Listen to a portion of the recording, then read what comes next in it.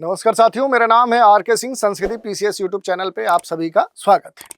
आज के एपिसोड में हम जिस टॉपिक की चर्चा करने वाले हैं, ये टॉपिक जुड़ता है सह्याद्री टाइगर रिजर्व से, जिसे एसटीआर हम कहते हैं। देखेंगे कि आखिर ये टाइगर रिजर्व क्यों चर्चा में है और इससे जुड़ी हुई जो भी महत्वपूर्ण बातें हैं जो आपके परीक्षा में पूछी जा सकती हैं, उन पर भी संक्षिप्त एवं सारगर्भित जानकारी लेंगे। चलिए, सबसे पहले बात करेंगे कि ये जो एसटीआर है, सह्याद्री जो टाइगर रिजर्व है, ये क्यों चर्चा में है।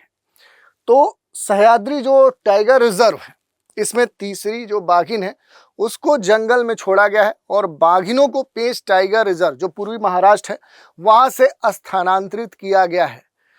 इसी कारण से देखें तो ये एक बार फिर से चर्चा में है। और बात करें कि इस तरह का जो भी प्रयास किया जा रहा है या इस तरह की जो भी गतिविधि है कि एक क्षेत्र से बाघिन को लाकर दूसरे क्षेत्र में शिफ्ट जो किया जा रहा है, ये जो स्थानांतरण है, अगर इस स्थानांतरण की बात करेंगे कि इस तरह का जो भी स्थानांतरण के प्रयास किए जा रहे हैं, ये किस उद्देश्य से किए जा रहे हैं, किस एम से किए जा रहे हैं, तो देखिए इसमें अगर हम बात करेंगे तो सबसे खास बात क्या देखने को मिल रही है कि यहाँ पर जो भी पश्चिम घाट है, उस पश्चिम घाट की बात हो रही है, वेस्टर्न घाट की बात हो रही है।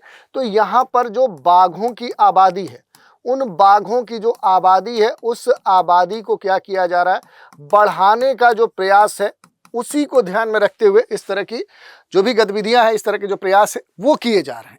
इससे एक और फायदा होगा। वो क्या फायदा होगा, तो जो भी जीन पूल है, वो जो जीन पूल है उसमें जो डाइवर्सिटी है, जो विविधता है, वो भी क्या होगी, वो विविधता और बढ़ सकती है। ये भी एक महत्वपूर्ण उद्देश्य है कि जीन पूल की जो विविधता है उसको बढ़ाना भी इस घटनाक्रम का एक महत्वपूर्ण कारण है। तीसरी बात देखिए, जो लैंडस्केप जो कनेक्टिविटी है वो भी इससे क्या होगा, वो भी मजबूत होगा। तो लैंडस्केप जो कनेक्टिविटी है उसको ध्यान में रखते हुए क्या किया गया है, इस तरह का जो प्रयास है वो किया गया है। तो ये महत्वपूर्ण जो घटनाक्रम है उससे जुड़े हुए जो भी अहम पहलू हैं उन पर हमने बात कर ली। तो न्यूज़ यही था जिसके संदर्भ में पूर्वी महाराष्ट्र के पेंच टाइगर रिजर्व से जो भी बाघिन है उसकी पहचान यहाँ पर कर ली गई है, जिसे ट्रांसफ़र किया गया था। तो आधिकारिक जो भी प्रोटोकॉल है उसके अनुसार जो भी स्थानांतरण है उसके बाद उसका जो नंबर है वो बदल दिया गया है। अब थोड़ा सा टाइगर रिजर्व से जुड़ी हुई जो भी महत्वपूर्ण बातें हैं उन पर हम चर्चा कर ले कि आखिर सह्याद्री जो टाइगर रिजर्व है ये कहाँ हमें देखने को मिलता है। तो ये महाराष्ट्र राज्य में आपको देखने को मिलेगा। जो पश्चिम घाट वाला जो क्षेत्र है, अगर इस पूरे क्षेत्र की बात करेंगे तो पश्चिम घाट वाला जो क्षेत्र है यहीं पर आपको सह्याद्री टाइगर रिजर्व देखने को मिलेगा। संरक्षित क्षेत्रों की बात करें तो यहीं पर कोयना जो वन्य जीव अभ्यारण्य है वो आपको देखने को मिलेगा। जो चंदौली राष्ट्रीय उद्यान है वो भी आपको देखने को मिलेगा। और यहाँ पर कुछ महत्वपूर्ण जो क्षेत्र है उसमें ये फैला हुआ है, लगभग 1165 वर्ग किलोमीटर के क्षेत्र में ये फैला है, जिसमें कोर रीजन और बफर, यानी कोर का मतलब कि जो कुछ नियमों के तहत विशेष तौर पे क्या है वो निर्धारित है, जो इसके बीच में अवस्थित है, और बाहर ये बफर जोन है। दूसरी बात देखिए कि यहाँ पर अगर हम बात करेंगे जो भी महत्वपूर्ण जल निकाय है, तो जल निकायों में आप देखेंगे तो जो कोयना नदी है वो यहाँ पर महत्वपूर्ण तौर पे देखने को मिलेगी, जिसका संबंध शिव सागर जलाशय से हो जाता है। दूसरी जो नदी है वो वारणा नदी है, जो बसंत सागर जलाशय से जुड़ जाती है। तो बड़े जलाशयों के कारण देखें तो ये जो रिजर्व है ये थोड़ा सा कह सकते हैं फ्रेगमेंटेड है, खंडित है, जिससे वन्य जीव जो मूवमेंट है उससे जुड़ी हुई जो भी प्रबंधन की बातें हैं उसके सामने कुछ चुनौतियां भी देखने को मिलती हैं। अगर जलवायु की बात करेंगे इस पूरे क्षेत्र में, तो यहाँ की जो जलवायु है वो क्या है, ट्रॉपिकल मानसूनी है, उष्णकटिबंधीय मानसूनी जलवायु है। और यहाँ पर चूंकि ऊंचाई काफ़ी अधिक है, यहाँ पर जो वर्षा होती है वो आप देख सकते हैं 300 सेंटीमीटर से 500 सेंटीमीटर तक होती है।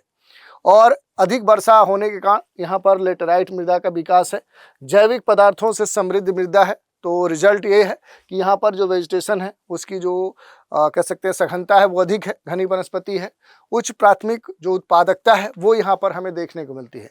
और इसी कारण से देखेंगे तो यहाँ पर अलग अलग जो वन है उनका विकास हुआ है, जैसे नम सदाबहार वन है, अर्ध सदाबहार वन है, नम पर्णपाती जो वनस्पति है, शुष्क जो पर्णपाती वन या वनस्पति है, उनकी यहाँ पर उपलब्धता आपको देखने को मिलती है। विशेषता इनके अगर हम बात करें कि आखिर इस तरह की जो भी वनस्पति का विकास यहाँ पर हुआ है उसकी विशेषता क्या है, तो ये पूरा जो क्षेत्र है इसको अगर हम वेस्टर्न घाट के संदर्भ में देखें तो ये एक ऐसा क्षेत्र है जहां लगभग चरम जो वनस्पति है वो व्यापक रूप से उपलब्ध है। मानव जनित जो भी दबाव है वो कम से कम है, न्यूनतम, अगर मैन एक्टिविटी की बात करेंगे तो न्यूनतम है, और दीर्घकालिक जो संरक्षण है उसकी जो संभावना है वो यहाँ पर सबसे अधिक है। और यहाँ पर कई तरह के जो वृक्ष प्रजातियां हैं वो आपको देखने को मिलेंगे, जिसमें सागौन, बांस, भारतीय जो लारेल है, जामुन है, या औषधि जो पौधे हैं जिसमें सतावरी है, बेल है, वो यहाँ पर आपको देखने को मिल जाएंगे। इसके अलावा जो भी दुर्लभ आर्किड है वो आपको यहाँ पर देखने को मिलेगा। पश्चिमी घाट की जो स्थानिक झाड़ियाँ हैं वो यहाँ पर देखने को मिलेगी। आर्द्र सूक्ष्म जो जलवायु है उसमें उच्च जो जैव विविधता है वो भी यहाँ पर देखने को मिलता है। मांसाहारी जो वन्यजीव है उसमें बाघ, तेंदुआ, जंगली कुत्ता खास तौर पे इस क्षेत्र में देखने को मिलते हैं। शाकाहारी जो है उसमें गौर, सांभर, चार सींग वाला जो मृग है, चूहा, हिरण, विशाल गिलहरी, और पक्षी में देखेंगे तो हार्नबिल और अनेक जो स्थानिक जो पक्षी हैं वो यहाँ पर देखने को मिलेंगे। इस तरह का जो भी संरक्षण के प्रयास किए जा रहे हैं ये खास तौर पे देखेंगे जैव विविधता को बढ़ाने के दृष्टिकोण से लिया जा रहा है, क्योंकि जो पश्चिम घाट है ये हॉट स्पॉट है और इसे और बेहतर किया जा रहा है। दूसरी बात की जो भी सह्याद्री टाइगर रिजर्व है यहाँ पर कार्बन सिंक के रूप में देखें तो ये महत्वपूर्ण क्षेत्र है। दक्षिण भारत की जल सुरक्षा से जुड़ा हुआ एक महत्वपूर्ण क्षेत्र है। कीस्टोन जो स्पेसीज हैं, जैसे बाघ की बात करें तो उसके संरक्षण के दृष्टिकोण से ये जो क्षेत्र है ये पारिस्थितिकी रूप से काफ़ी संवेदनशील है। लेकिन इन सब के बावजूद बहुत सारी चुनौतियां हैं, जैसे जलाशयों के कारण हैबिटेट जो भी फ्रेगमेंटेशन है, जो खंडित होने की बात है, ये एक बड़ी समस्या है। बाघों की कम प्रारंभिक जो आबादी है वो एक समस्या है। सीमित जो लैंडस्केप कनेक्टिविटी है वो एक समस्या है। मानव वन्यजीव जो संघर्ष है वो सबसे यहाँ पर गंभीर तौर पे भविष्य में देखे जाने की बात की गई है, और इसके लिए सरकार के स्तर पे जो प्रबंधन है वो भी किए जा रहे हैं। जैसे प्रोजेक्ट टाइगर के तहत 1973 में इस प्रोग्राम को स्टार्ट किया गया। NTCA के द्वारा निगरानी की जा रही है। रेडियो जो कॉलरिंग है उसकी शुरुआत की गई है। कैमरा जो ट्रैपिंग है उसकी शुरुआत की गई है। चरणबद्ध जो बाघ पुनर्स्थापना जो योजना है उसमें स्थानीय समुदायों की जो भागीदारी है उसे और बेहतर किया जा रहा है। तो इस तरह से सह्याद्री टाइगर रिजर्व क्यों चर्चा में है और इससे जुड़ी हुई जो भी महत्वपूर्ण बातें हैं उन पर हमने चर्चा की। इसी पर आधारित एक प्रश्न है, सह्याद्री टाइगर रिजर्व में बाघ पुनर्स्थापना पश्चिमी घाट की जैव विविधता संरक्षण रणनीति में कैसे सहायक है, इस पर आपसे प्रश्न पूछा जा सकता है। तो आज के एपिसोड में हमने सह्याद्री टाइगर रिजर्व के बारे में चर्चा की और इससे जुड़े हुए जो भी अहम पहलू हैं उन पर हमने बात की। आज के एपिसोड में इतना ही। आप सभी हमारे साथ बने रहें, इसके लिए धन्यवाद।